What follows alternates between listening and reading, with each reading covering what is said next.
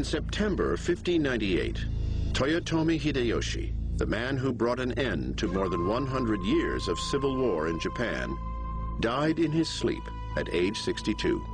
He had hoped to pass on his ruling position to his 5-year-old son, trusting that his top aides would shelter the boy until he came of age.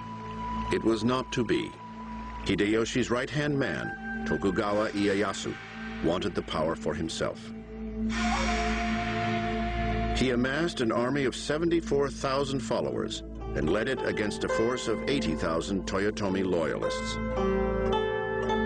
The two armies clashed at a strategic crossroads called Sekigahara on October 21st, 1600. At the start of the battle, the Toyotomi warriors were already in place.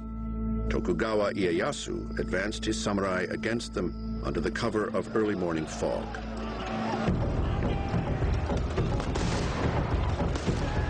As opposing groups of warriors blundered into one another, skirmishing broke out along the lines.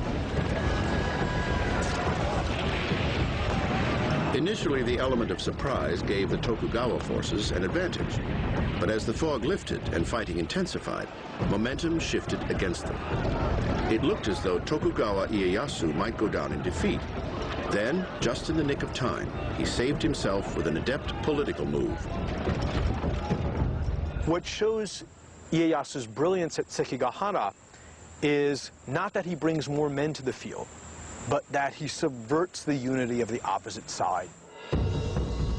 Ieyasu sent agents to coax the commander of a sizable portion of the enemy force to change sides. It worked, and the Toyotomi forces were overwhelmed. It was an epic battle in samurai history. Tokugawa Ieyasu was now the undisputed military leader of Japan. Unlike his predecessor, he had every intention of claiming the venerated title of shogun.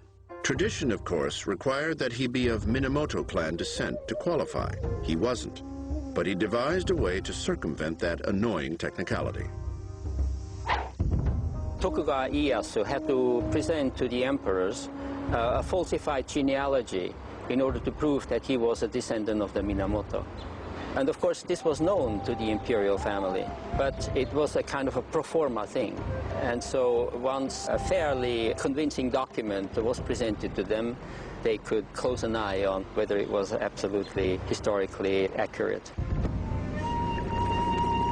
Ieyasu assumed the office of shogun with great fanfare in 1603.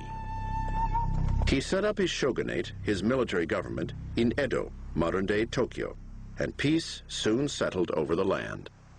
It was a peace Ieyasu would enforce with an iron fist. A key to this enforcement amounted to a sort of formalized system of hostage-taking, a practice long in use by powerful daimyo to help maintain domestic tranquility. It wasn't uncommon for daimyo, in order to cement an alliance amongst each other, to exchange relatives.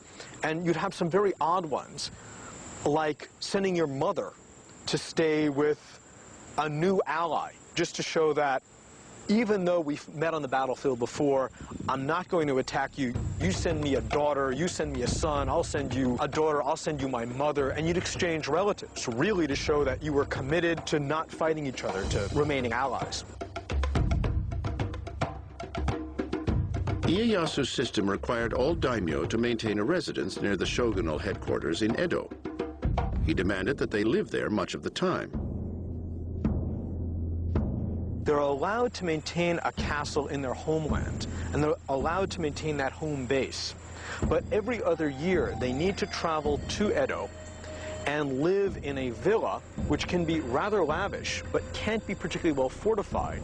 In fact, it's supposed to be a non-military residence in the shadow of Edo Castle, Tokugawa Ieyasu's castle, and they live there roughly half the time, because they travel there, they live there for a period of maybe 10 months, then they travel back. But while a daimyo was away visiting his property, his family members had to remain in Edo. As an added measure of control, the new shogun's government closely monitored travel. These conditions made it virtually impossible for regional lords to clandestinely join together, muster armies, and rise in revolt. Eventually, the new shogun even all but sealed Japan's borders to keep out rebellious influences from abroad. Most Japanese could not travel to other countries, and only a few select foreigners could visit Japan or establish trading posts on the islands. He divided his enemies so brilliantly that by the time he dies, the Tokugawa regime is this solid dynasty that lasts over 250 years. This extended peace, however, ultimately had a profound impact on samurai culture and identity.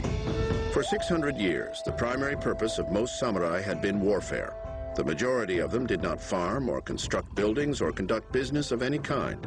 They had earned their living by training for and engaging in combat.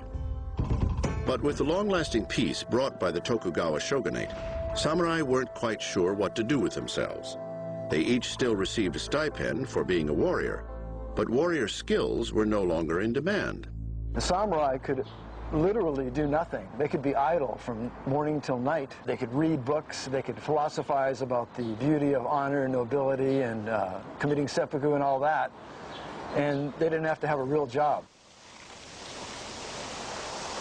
Grasping for a sense of purpose, many threw themselves into teaching and study. Martial arts schools blossomed and became even more formalized and ritualistic, especially schools that specialized in sword technique. If you're going to train in some sort of martial art, you might as well train primarily with the weapon that you're always carrying, as opposed to training in spearmanship or archery or whatever, because you're not ever going to use that. If you're ever going to get into a street fight with a weapon, for example, or whatever, you're probably going to defend yourself with your swords. But not all samurai concentrated on study and teaching. Some became public administrators and bureaucrats. Still others took up poetry and the arts, or entered the monasteries. And it was all done with great intensity and an exaggerated sense of importance. It was as if they needed to convince themselves and everyone else that they still deserved their place at the head of society. Warrior behavior became stylized, where the importance of martial arts, the importance of spiritual beliefs, all those things that we associate with the samurai, I really see as being a creation of the 17th century. When we have peace in Japan, and we have to find out, well, we have these sword-bearing officials who get income, what is their purpose? There's no wars. And I think that there's this real sense that they try to create this sort of code of conduct. In the late 17th and early 18th centuries, several samurai scholars composed written works that attempted to set forth rules and philosophies by which all samurai should live. These works had similar themes, stressing the concepts of the preservation of personal honor, mastering of the martial arts, and setting an example for the rest of society, and most importantly, duty to one's lord to the point of death. This set of ideals collectively became known as the Warrior Code. One work that explored this code, called Hagakure, Hidden Behind Leaves, stressed the importance of self-sacrifice, but it also contained elaborate instructions for the day-to-day conduct of a samurai. It goes through these incredible descriptions of what the samurai must do with himself. You know, he must be incredibly sanitary and clean. He must prepare his nails in a certain way. He must always carry rouge in his side bag because he may die. And when he dies, he doesn't want to look pale or frightened. So he must always be ready to present the front of someone who has eagerly chosen death. When the samurai goes out to battle, he must burn incense in his helmet so that when he is beheaded by his victor, he will present to the victor who rips the helmet off a pleasant, an aesthetic, a memorable experience. Such musings may have simply been a luxury of peace, a peace that at the time of the writing of Hagakure had already lasted over 80 years. In centuries past, when battle was frequent, warriors were often forced to take a more pragmatic approach to self-sacrifice. One of the documents I looked